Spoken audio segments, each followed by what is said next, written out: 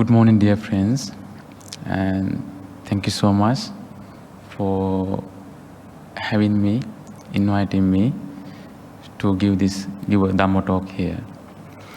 So, and also thank you so much for come over to Buddhist Mahavihara and understand a bit of Dhamma.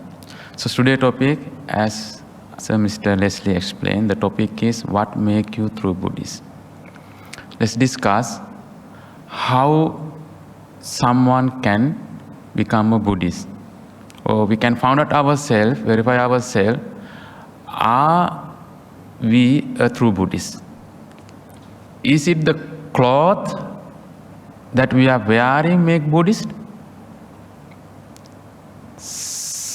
Sometimes we judge people looking at the outfits when we are in in white cloth, wearing Buddhist the amulet, where the Buddha statue, or the Dhamma wheel, or any other in Thailand, there's a lot of things that we are wearing. Looking at, we say that he's a Buddhist. So that outfit makes us Buddhist. Or do the religious ceremonies, attending various type of religious ceremonies at the monastery or at home, that make us Buddhist. There are a lot of religious activities. We burn joystick, we candle oil light, and we offer in flowers, and sometimes we offer in food. Sometimes we cover whole pagodas, few meters high pagodas with the flowers or the fruits.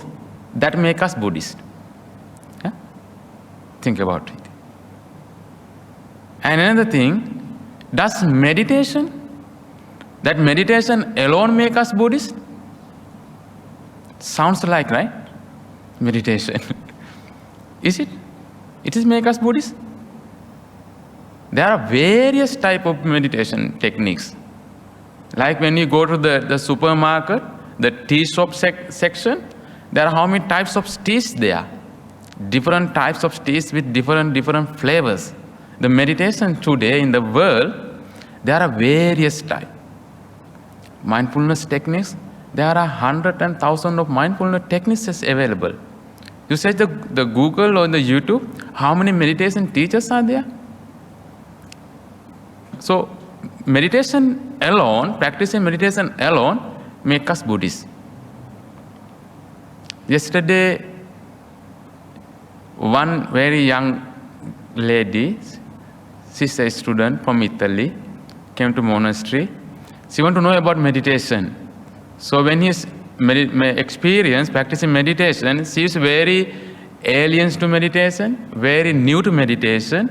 So she got very weird experience in meditation. Then she wants to know more about meditation, and then approached me. The office asked me to guide her. Then we discuss. So this is she is not the Buddhist at all. This is not the meditation technique that the practice she is practicing is explained in the Buddhist doctrine. So it's kind of the meditation technique that she is practicing. Somebody has told her to practice, to open the chakra, kind of the chakra. So she has got some kind of the weird experience, and she's crying. She was crying. At every end of every session, she started crying. Yesterday also we had the meditation few minutes, so she started crying. So that meditation alone makes us Buddhist. And is it what you eat? Being a vegetarian, being a vegan, that makes us Buddhist? Sounds like Buddhist, right? Non-violence. How wonderful. Is it Buddhist? I think our late abbot gave a very nice talk regarding this one.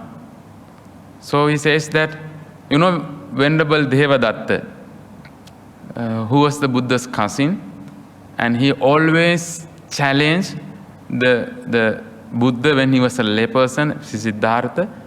He didn't stop it. After he entered the order, still he challenges, tried to kill the Buddha several times. He was a vegetarian. And he approached the Buddha and proposed, please Buddha, proclaim that all the monks would be vegetarian.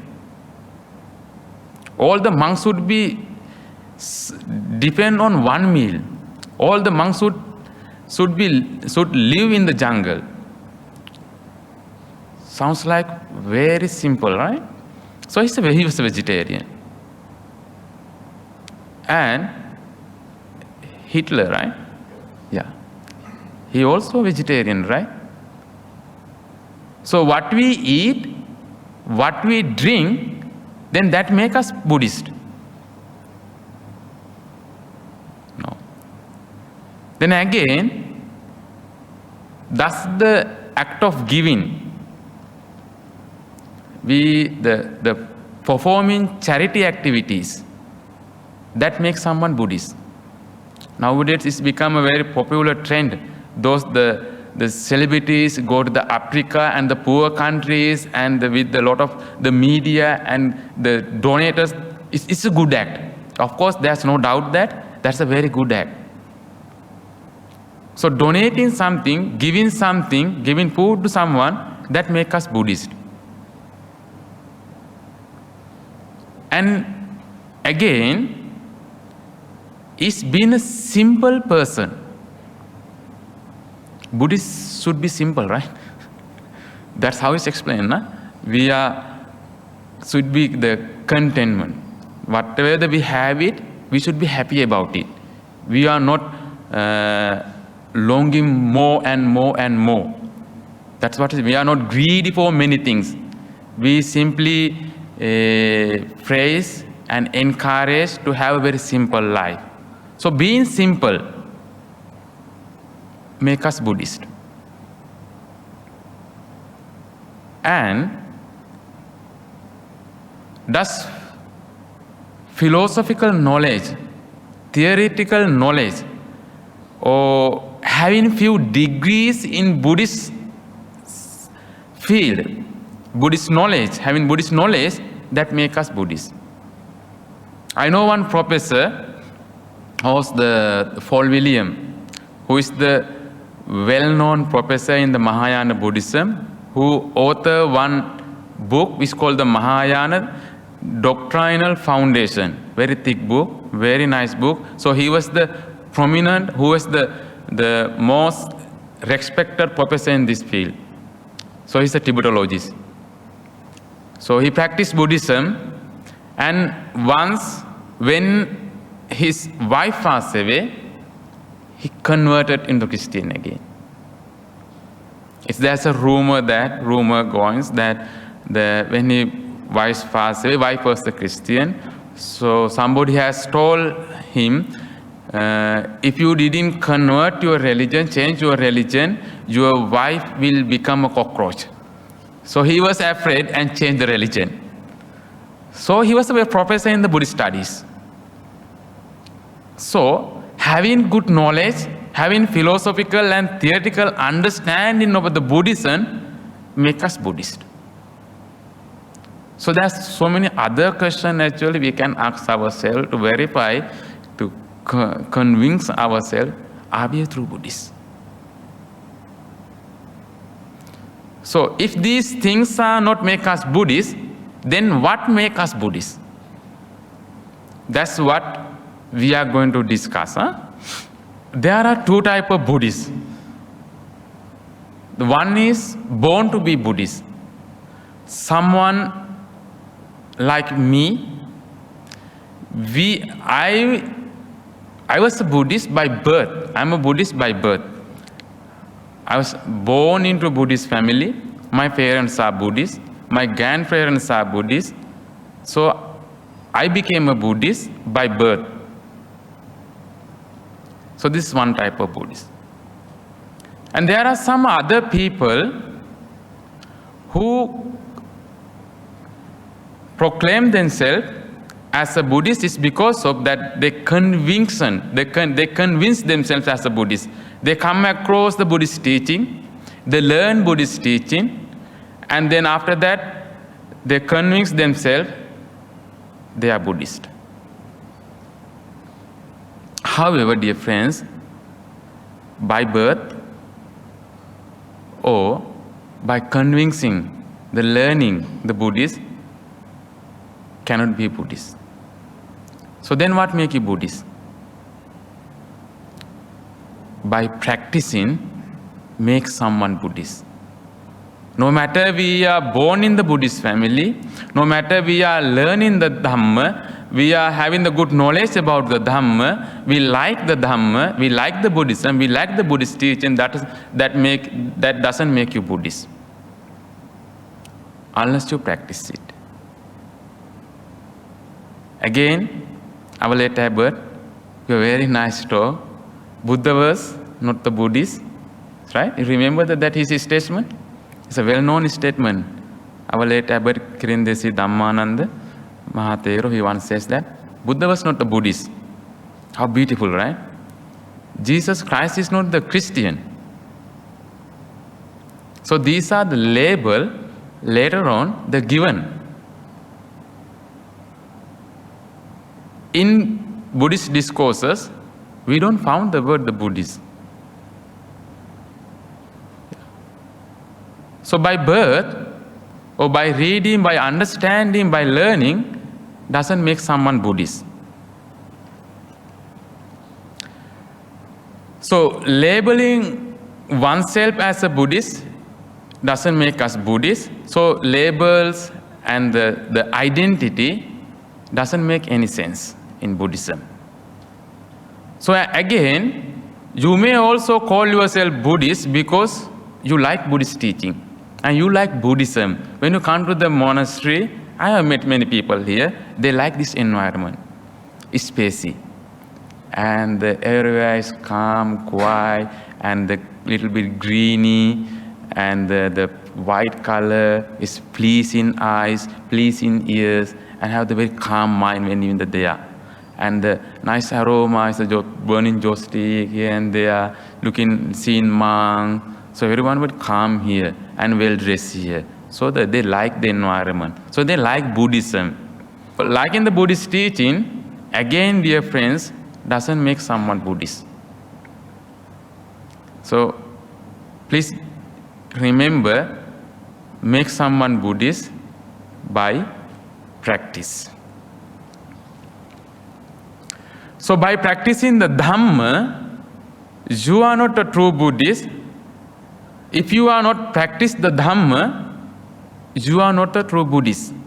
By definition, dear friends, how we in according to the Buddhist teaching, by definition, we become a Buddhist when we take refuge in the triple gem. What is the triple gem? Buddha, Dhamma, and Sangha.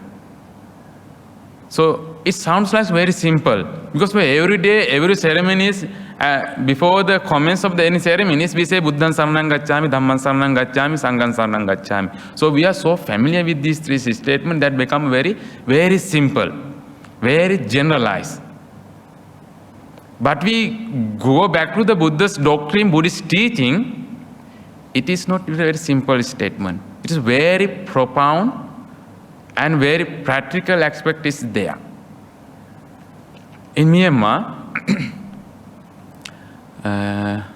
it's a story, it's quite a funny story. So in Myanmar, one of my friends, a very good friend of mine, we live together in Hong Kong, the one meditation center. So Myanmar people cannot pronounce Gacchami. They pronounce Gassami. Okay? That's how they will learn the Pali. So they cannot pronounce Pali, the Gassami.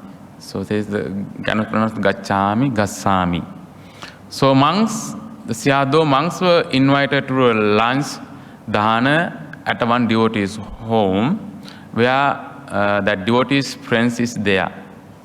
So before they start any ceremonies, we instruct the devotee with the 5 precepts, right? So that devotee's name is Sami. Sami is a very common name in, I think, in the Indian tradition, right? Sami. Sami is a very common name. So monks started. So I asked them to repeat after me, Buddhaṃ Saranam Gacchāmi. So the lay people follow the Buddhaṃ Saranam Gacchāmi. So the new friend who was new to Buddhism, wow, how wonderful this monk. Oh, he said, he pronounced before the offering of the lana, before they accept the dana, my friend's name. Oh, Sami. How nice. I should invite this monk. Very nice monk. So next day, the monks was invited to his home for the dana. So everything is arranged nicely. So the monks start again. Ask them to repeat Namo Tassa Bhagavato. They start the 5 precepts. Buddhaṃ Saranam Gacchāmi. Repeat after me. So the monks stop. Bhante, my name is not Sami. I am Mrudu. I am Mudu. Monks, poor monk didn't get it. What does mean? So again, next, please repeat after me. Dhammaṃ Saranam Gacchāmi. Oh Bhante, stop it. I am Mudu. I am not Sami. Oh, the monks got it. Okay, repeat after me. Sanghaṃ Saranam Mudumi. Oh, then he is so happy. That is how that they understood sometime. There are different ways they understand what is Buddhaṃ Saranam Gacchāmi. Some says in Sri Lanka, I am the Buddha, I am the Dhamma, I am the Sangha. There are people who have this kind of understanding. So that is a very simple statement. So that has very profound meaning when we say the Buddhaṃ Saranam Gacchāmi. So the meaning, I go to Buddha, Dhamma, Sangha for my refuge. What means refuge? The refuge means, I check the dictionary, it's a French word, meaning to say the flee, or mostly used to flee to a safe place or to someone for protection and safety. That's the meaning for refuge. That's the meaning here, Gacchāmi. There's some other meaning, I will go later. So for example, when you have the flood, you have the flood in Malaysia? Yeah, right? Yeah. When you have the flood, when you are caught up with the flood, normally we go to the highland, right? Highland, the mountain top, to protect ourselves. So the highland or mountain top or higher place.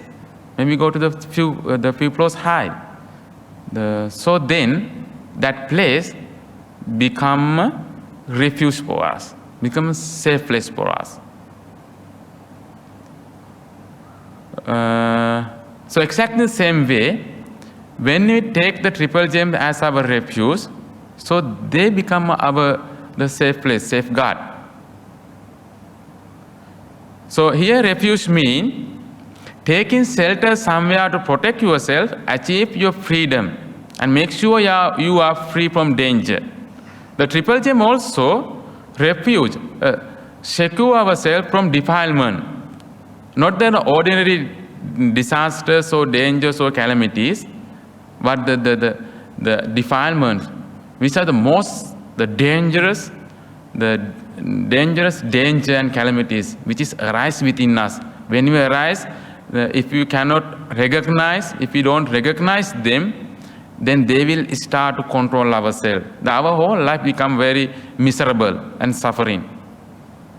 So then, if we take the triple gem as our refuge, then only we can understand and we can become free of these calamities. So the triple gems like the compass, where we can find a direction. So guide us to cross the great desert of suffering and reach the safe oasis of the pure peace. So that is the one meaning of the refuge. The first of the three triple gem is Buddhaṃ Saranam Gacchāmi. When we say Buddhaṃ Saranam Gacchāmi, it means that I accept the Buddha as my supreme teacher, as my supreme guide. There is no any other teachers can be compared to him. He's the only teacher when we say Buddham Saranam Gacchami. Why we say that? Why he's become a supreme teacher to us? Why he became a supreme, the guide to us? Is because he renounced everything when he was young. He had all the royal, comfortable life there. He renounced all these things. He had the very great suffering. Even though he born in a royal family, he had everything there. But he was struggling enormously. And it says that some professors, they says that he has the depression. Can you believe that? We become depressed when we lost our job. We become distressed when we lost our money. We become distressed when we got family issues. Prince Siddhartha had it. He was not the bankrupt, right? So he had everything. There's a whole kingdom was waiting there for him to take it. But he was distressed. Why he became depression? He don't know anything beyond the royal palace. Suppose that you were, suppose that person, he's grown up, he got married, have a son. When first time he went out, then he saw that there's old people. It's the first time that he saw the old people. In his lifetime, until 29, he has never seen old people. And heard that he also become old. His beautiful wife become old. His that in front one day become old. So how he feel it? He lost, right? So again next day, he found he found the dead body. He has never seen. He thought that he live in the young as forever. Suddenly encountered that. No, I also one day I have to go dead and gone. I had to die for one day. My beautiful wife, my father, my son, he will die. So then what happened then? So experiencing, encountering all this for the first time in their life as a teenager, as a very young adult, he became depressed. He starts to think how to help myself, how to help my wife, how to help my father, how to help my son. Get rid of this suffering, old age, sickness, and death. So then he renounced. He renounced and ordained himself and searching for the answer to that question. And he found it. The good news, he found it. And he found it and got that medicine and cured himself. And that path is verified path. Whoever follow this path definitely make sure that, for sure that he also experience the same happiness, same freedom, same calmness. There is no more death, no more birth there. So that is why when you say Buddham Saranam Gacchami, I accept the Buddha as my supreme teacher. And I follow that path he has proclaimed. That's the meaning when I say Buddham Saranam Gacchami. Okay? Again, there's another meaning that when you say Buddham Saranam Gacchami, when you say, we are trying to follow the Buddha's footsteps and closely as possible. As I explained earlier, Buddha is a human being achieve marvelous qualities. Particularly, in all the Buddhist tradition, either Theravada, Vajrayana, Mahayana, the two great qualities particularly emphasized. His great wisdom, what's called the Mahapanya, and the compassion, great compassion, Mahakaruna. Even nobody can compare these two qualities with the Buddha. So when we say then, when you say that Buddham Saranam Gacchami means you try to apply, you try to develop, you try to cultivate these two qualities within you. I should cultivate wisdom. I should cultivate compassion. So Buddha itself means it's the awaken, it's a wisdom. So this Buddhism is for the people who are practicing Buddhism in order to attain, in order to get the knowledge, wisdom. So the Buddhism is for the wise people. Nobody can become wise by birth. Everyone can make it effort, try it, then can become wise person. And also the compassion. If his mind is cruel, if his mind is got the ill will, jealousy, animosity, there is no room for the kindness, friendliness, love, peace, then he is not the Buddhist. So Buddhists, we should cultivate these two qualities. Buddha is very often explained in the Buddhist discourses as a lotus flower. Lotus flower arise from muddy water, right? Mud. If there's no mud, there is no lotus. So Buddha arise from the society where all this defilement, the whole society was defiled. Defiled with what? Hatred, greedy, and ignorance, and jealousy, and all the other negativities. He was born as a human being. But he cultivated the spiritual faculties. He cultivated his ethical conduct, morality, and he cultivated the spiritual, the intellectual faculty, and attained enlightenment like a lotus flower bloom arise from the mud and the bloom, but without touching the muddy water.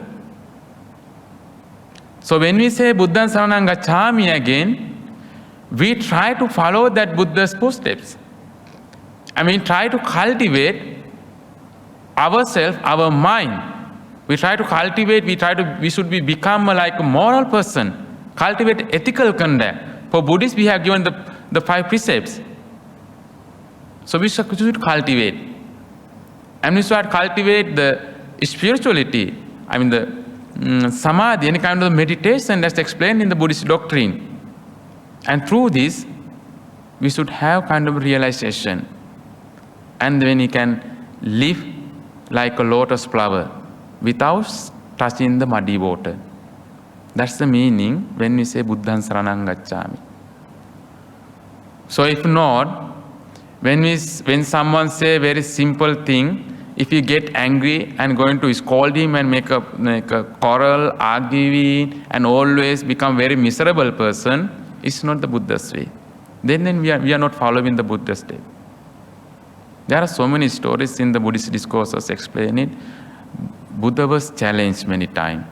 Buddha was attacked, but his response is very calm. So when we follow the Buddha's, as we are today experiencing so many calamities, so many challenges, but how is our reaction? Is it suitable for the Buddhists? Is that how Buddha has explained? So when we say the Buddhaṃ Saraṇaṃ Gacchāmi, so we should cultivate the ethical and moral conduct and concentration and the wisdom, the prajna, sila, samadhi, prajna. And next one is Dhammaṃ Saraṇaṃ Gacchāmi. When you say I go to the Dhamma for the refuge, it means that I convince myself that these are the noble teachings I want to uphold throughout my life. And I want to shape my life by following the Dhamma. the Dhamma that Buddha explained. What is the Dhamma here? Nothing. It is either Four Noble Truths, or we can simply say that Eight Noble Path. Again, it is nothing. We can divide that Eight Noble Path again, Sila, Samadhi, Prajna. Buddha says, dear friends, don't accept the Dhamma out of blind faith. Buddhism doesn't encourage. Buddhism doesn't phrase the blind faith. He said that you should investigate the Dhamma. You should question the Dhamma. And then after that, when you see it's a suitable, then you accept it. It's a very nice simile was given in the Buddhist teaching. Buddha says that when a piece of gold is given to a goldsmith, he will cut it, rub it, and test it against the touchstone to make sure that it's a pure, genuine piece of gold. So when you learn in Dhamma, you should ask so many questions yourself and verify it is true. Don't just jump into a conclusion and accept it's very nice teaching. I will follow it. When you listen to Dhamma from the one teacher, you don't just blindly follow that teacher. When you read the book, don't follow that author blindly. You should question it. Question yourself, is it true? And question yourself, is it good? Is it good for me? And then you practice it and you apply it. So that's how the Buddha says that we should follow the Dhamma. Unlike any other religion, dear friends, the Buddhism is always open to question. Even Buddha himself says that you should question me. And you should verify yourself. The Kalama Sutta, that Buddha was given that freedom to the Buddhists, freedom to people.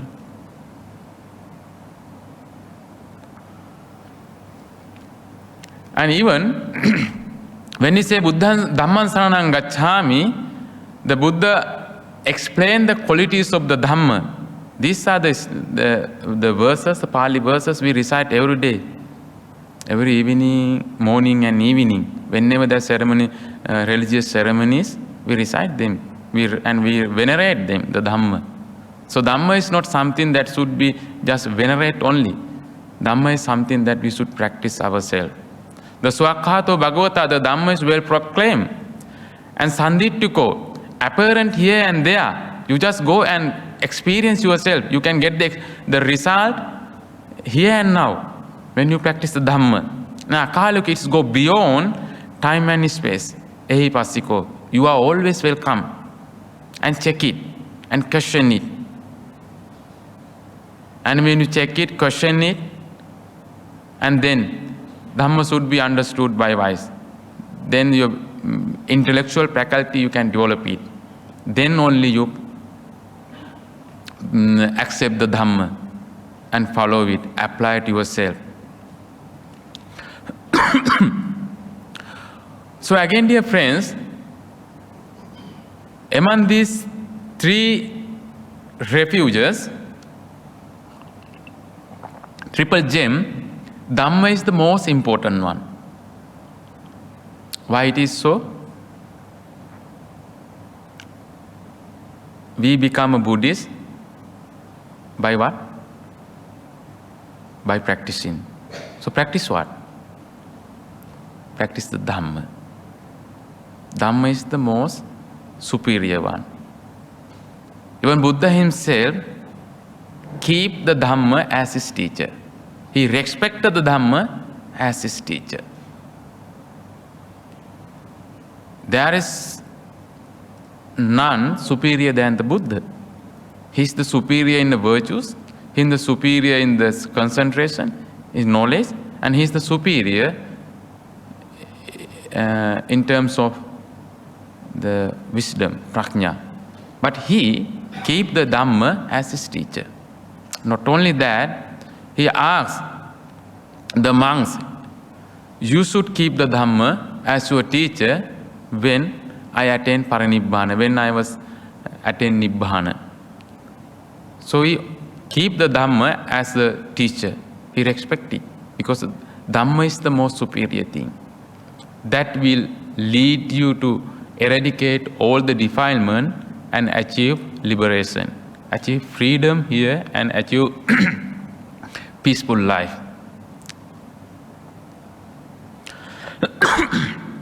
Venerable Thich Nhat Hanh, once he says that Dhamma books and tapes are available. It's available today, easily available, everywhere it is, right? In the soft copies is always available now. But the true Dhamma is revealed through our life and our practice.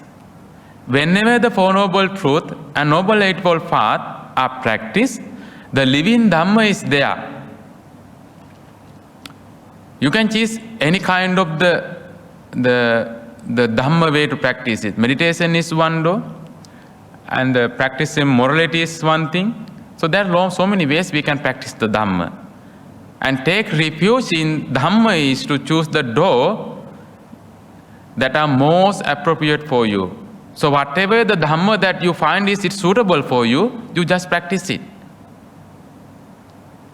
And Dhamma is the great compassion, and understanding is love. So when you practice, then you develop these qualities, Sila, Samadhi, Prajna. And the third one, the last one, the Sangham Saranam Gacchami. I go to Sangha as my refuge. So here says, dear friends, Sangha means noble community of monks. Noble community. When we say Sangha, there are two types of Sangha. Here, Sangham Saranam Gacchami doesn't mean that the whole community, monks, nuns, and lay followers, ordinary lay followers, it doesn't mean here. Here, Sangham Saranam means it includes the monks, nuns, and lay followers who have attained the kind of the spiritual achievement, what is called in the Sotapanna, Sakrudagami, Anagami, Arahat. And those who attain and those who follow in these footsteps, they are the community of Mahasangha. So why Buddha says that we should take refuge in those community of Sangha? Because they have already proven that.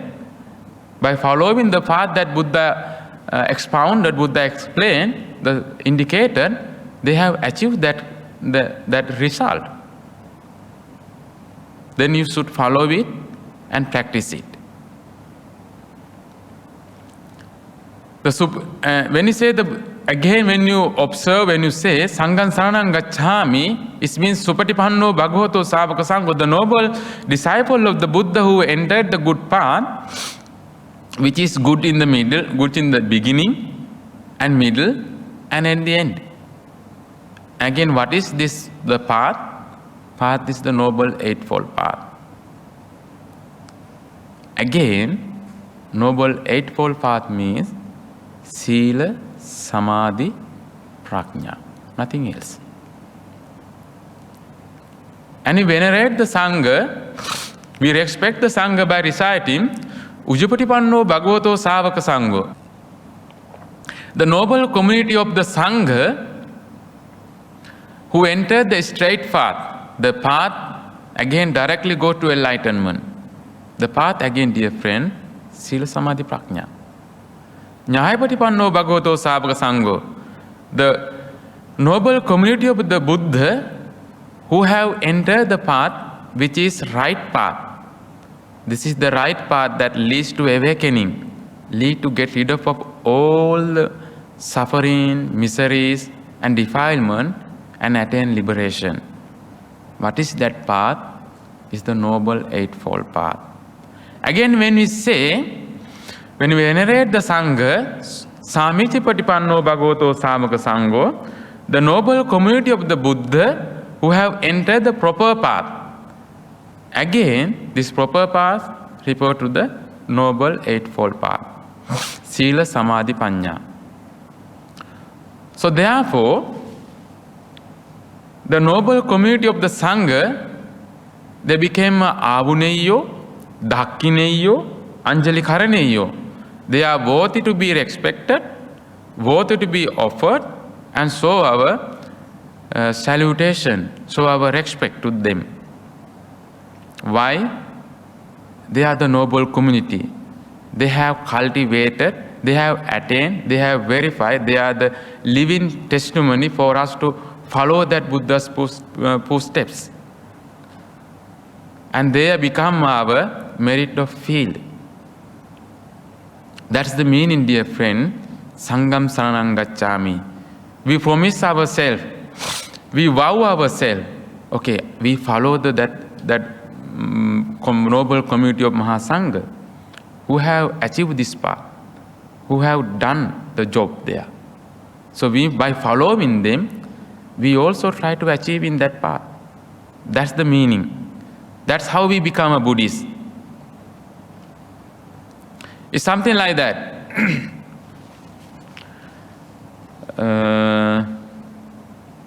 Here, the apartment have the bomb shelter.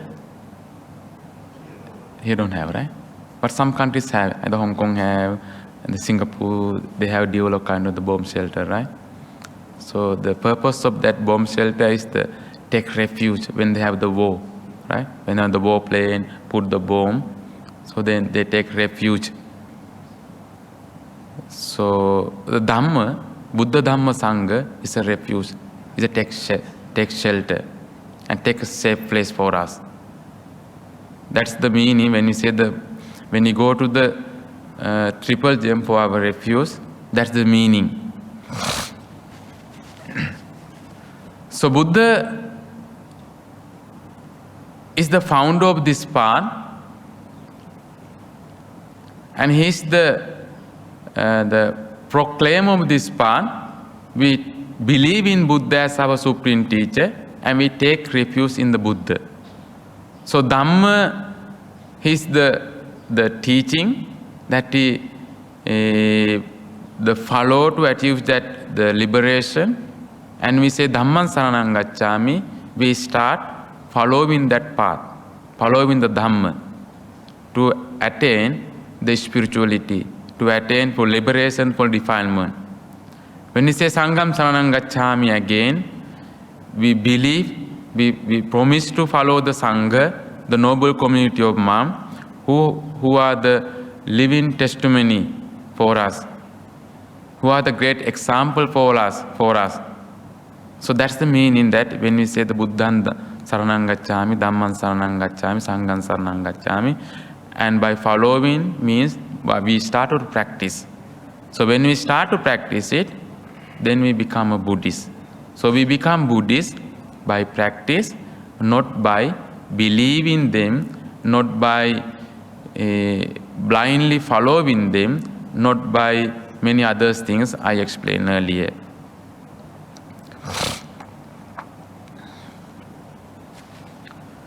So if you are Buddhist, when you take refuge in the Triple Gem, you are bound to follow the Noble Eightfold Path. What is this Noble Eightfold Path? Again, we can divide it into Sila, Samadhi, Prajna. You dedicate yourself to practice morality. For you have the 5, right? 5 precepts. For monks have 227. Nuns have more than that. So you just try to cultivate whenever it is possible. It is okay to break it sometime. But again, we can take it. We can observe it. And dedicate and make commitment yourself to practice this. Samadhi. Whenever you found the time, just practice meditation. Without practicing meditation, there's no way to achieve the freedom, that happiness. Even Buddha himself, even though he attained enlightenment, time to time he isolated himself and go to the jungle, forest, he practiced meditation. And only when you practice meditation, have the one pointed on mind, calm mind, then we can realize what is really going on. We can see things as it is, yatha bhuta. That makes you realize the wisdom. So morality is the foundation. Morality is the foundation of this Buddhist path of practice. It's just like the foundation of the skyscraper, high tower. If the foundation is not well built, what happened to that tower? It's very easy to become demolished, right? Can come the fall down. So that is why Buddha said, Sila is your foundation. Build it very firmly. And the rest, Samadhi and Prajna. So thus you become a Buddhist. So Buddha, who is dedicated to developing ethical, spiritual and intellectual faculties in order to become awakened and enlightened, because human beings have potential. So we as a human being, we have that all the potential that Buddha had. We can develop our mind. Now it's easier than that. Easier than the Buddha. So he has saw the path, he taught the path. So but we have to do that, to follow in the path.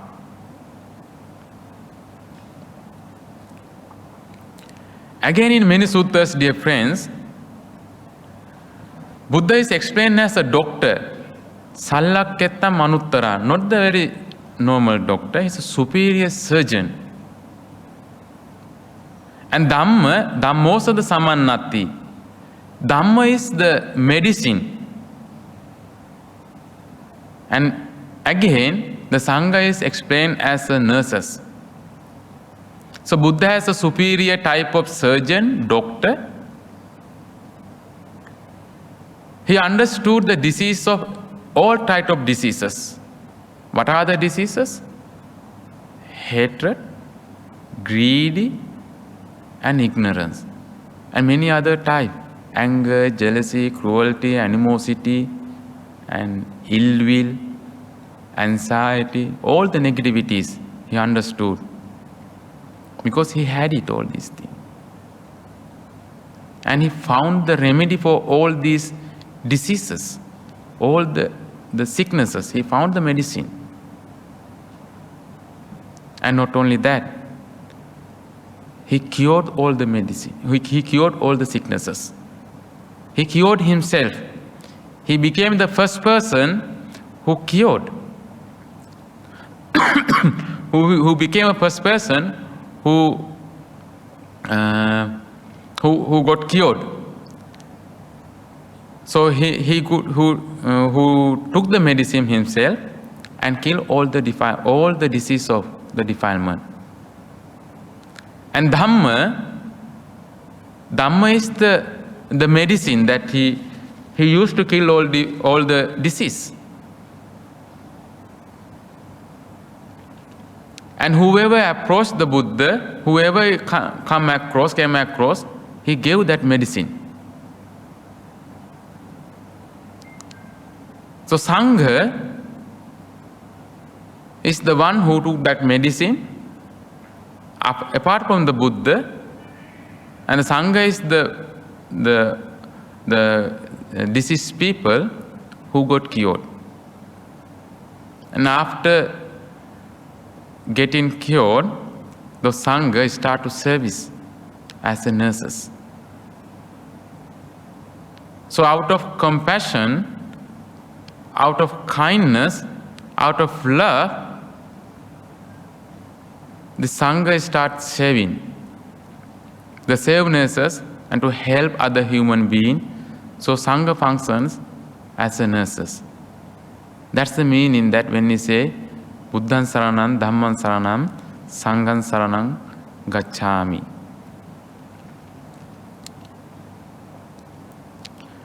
So as I explained earlier, no one can become Buddhist is because of these reasons. So then, how about the rite and ritual?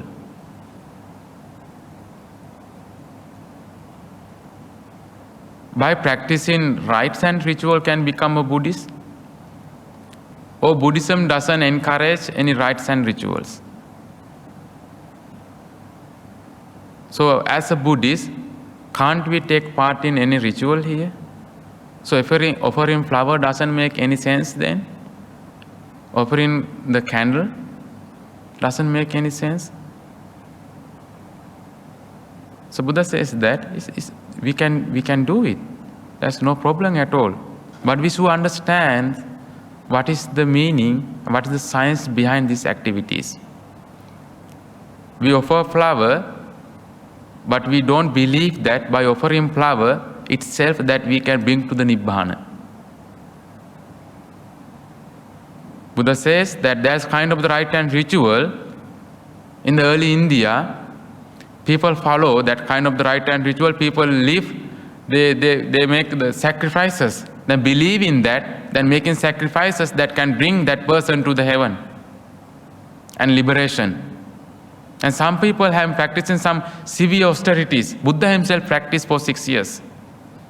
Some people live like a dog, believe in that, torturing that human life, that's called the soul, they can attain liberation. Some people live like the cow. Some people live like other animal. Some people, they have never taken shower. They have the long hair, long knees, never take shower. Some people even they practice living the neck like a naked. They believe in that, torturing this body and mind, they can attain liberation. So that kind of rite and ritual Buddha is straightforwardly denied, refused. Other than that, any other rituals, activities we do is as to make a merit making, as a wholesome activities, as a meritorious activities. Buddha says that even though you are Buddhist, we are practicing, we can do it. So we come to we conclude the teaching. So we become Buddhist not by birth, not by convincing, not by following any rite and ritual, but by following the Dhamma, and we promise ourselves, we follow this Dhamma, make a vow to ourselves, we follow the Buddha Dhamma Sangha, and following their footsteps, their teaching, and we try to apply that teaching to ourselves and cultivate our ethical and spiritual and intellectual faculties, then when we become a true Buddhist. So we are blessed. We born as a human being, which sounds like very simple as we are human. We born already as a human being. When we learn in the Dhamma, it's not very easy. Don't think that next life, after that, after this life, we born as a human. We born here in Malaysia.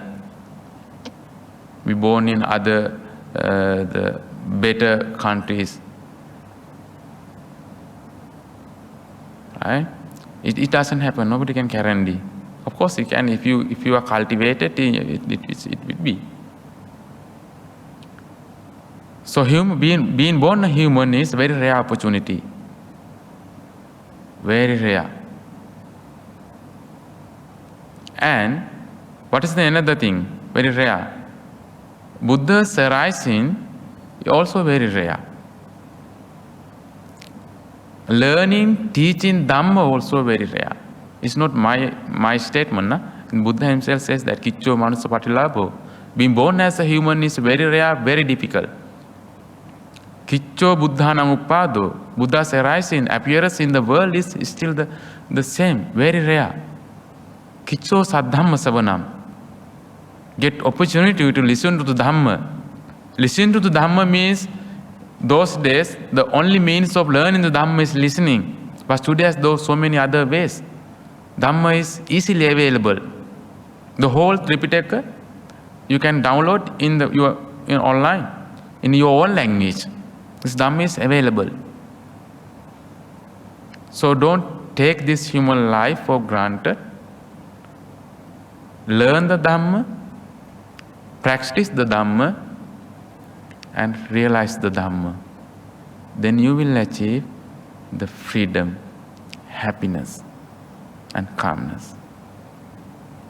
So thank you so much. So if you have any questions, you can ask. Bhante, that was a good thing that the beginning slide showed, that what makes a true Buddhist. I truly believe meditation is that one that truly makes one a Buddhist. Because I'm in mental health, now the science and meditation are converging, they're coming together. The West is now recognizing the effect of meditation. When one meditates, it changes the brain structure. So, and there we have one more in psychology, where we have a thing called psychotherapy, where the therapist sits and talks to the client when they have a certain problem. Ultimately, they found that it is not sinking into that person whatever has been told. It works to a certain extent, but not as deep. Then they brought in the meditation called mindfulness. It's an adaptation of Buddhist practice. So with that, they found mindfulness and psychotherapy. The chances outcome of the therapy itself is very high, good rate of success. So I think the clothes does not make a Buddhist, ceremonies does not make what you eat. Probably we eat too. If you are vegetarian, our mind is more calmer than one who eats meat to a certain extent. And I think it's really meditation. The basic principles of what Buddha told, reinforced with meditation, will make a real true Buddhist. So I know that as I learn Buddhist counseling, I know there's so many mindfulness techniques we use to as a therapeutic intervention to cure so many mental diseases. Even John Kabat-Zinn, he invented the technique which is called the mindfulness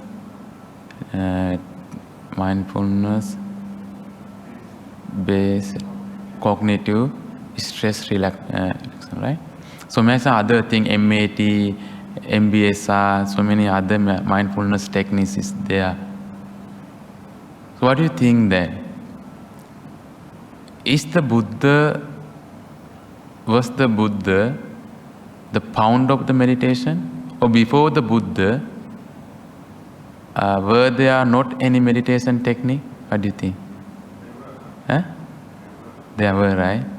There were. Buddha was taught by the ascetic. There were so many other meditation techniques. So then what is the difference? The Buddhist meditation technique and the other meditation technique. So Buddha tried, right? So Buddha tried and he became the top student of among the other students. He approached the Alara Kalama and Uddakarama Buddha. And there's the Laukika Dhyana. So Buddha is the one who learned fast and achieved.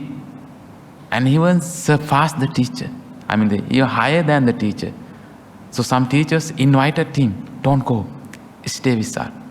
Taught that. So you are the top, you are the best. Why didn't Buddha leave then? Left. But Buddha left them, right? They already got the thousands of students. The teachers willing to give all the students to him. But Buddha left. That's the difference. That's the difference. Practicing meditation, of course, there's a benefit, any type of meditation, but doesn't make the Buddhist. What is the science, the meaning, the purpose behind the practicing Buddhist meditation? Why we practice meditation in Buddhism? We say that to eradicate the defilement. Greed, hatred, and illusion. Any type of meditation doesn't help us to reduce, eradicate this defilement, then it is not the Buddhist type of meditation. So, what is the purpose of practicing Buddhism?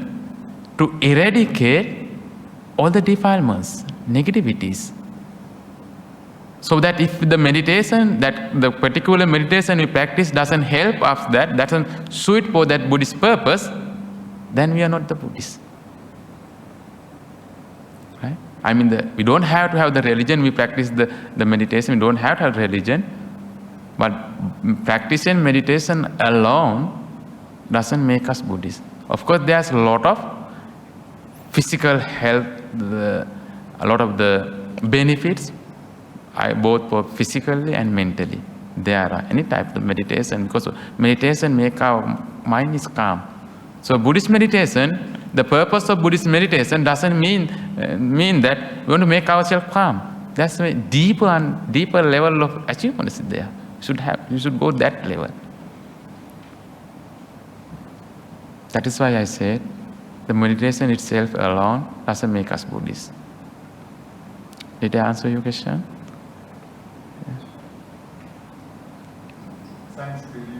Yeah, that's true actually. That's true. By practicing meditation, we can gradually and slowly we can reduce all the negativities in our mind. But again, yeah, it's good for mental health, and it's good for the physical health as well. And even the meditation used as the kind of the therapies to kill the cancer. Right? Nowadays, it's very, very common. Even the hospital in the Europe and other countries, they use the meditation technique to cure the very acute diseases. That's true. That's true. Then again, we have to go to the purpose. I don't deny that meditation have any benefit, mental and health benefit. They have it. Definitely, they have it. Sorry. Yeah, that's true. I have met some friends. They're born in other religious tradition, and somehow they had the kind of the diseases, with the cancer or depression. So therapists asked them to practice meditation. They found they found it suitable for them. They found it is curing the cancer or other sickness or the depression or other mental sicknesses. Then later on, they start to found it. They start to go more and more meditation. So they found that in Buddhist teaching. And they started practicing that Buddhist way of meditation. Yeah, that's the point, that is the beginning point actually, meditation. But if you are in that level only, then we not become Buddhist. Okay, then wind up the talk here. So please, let's share the merits with the divine being and celestial being and bodhisattvas.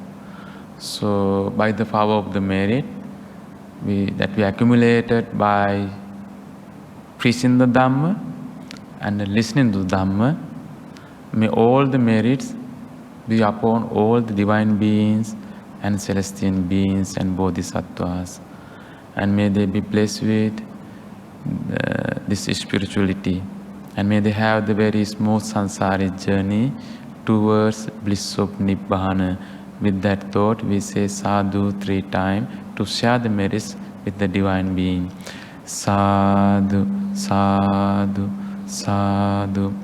And again, we can transfer these merits to our departed relatives from your father side and the mother side, and your friends, teachers, whoever passed away, for your names. May they receive and rejoice this merit, and may they have a smooth samsaric journey towards bliss of Nibbana. With that thought, we say sadhu 3 times to transfer merit to the departed one. Sadhu, sadhu, sadhu.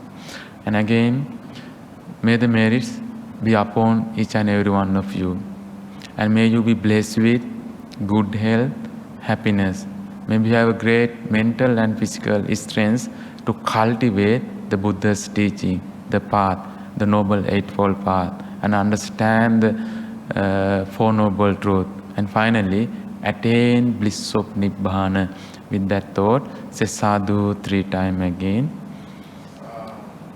And I will recite some blessing stanzas in order to bless you. Bhavatu sabba mangalang rakhantu sabba devata sabba buddhanubhavena sada sotti bhavantu te. Bhavatu sabba mangalang rakhantu sabba devata sabba dhammanubhavena sada sotti bhavantu te.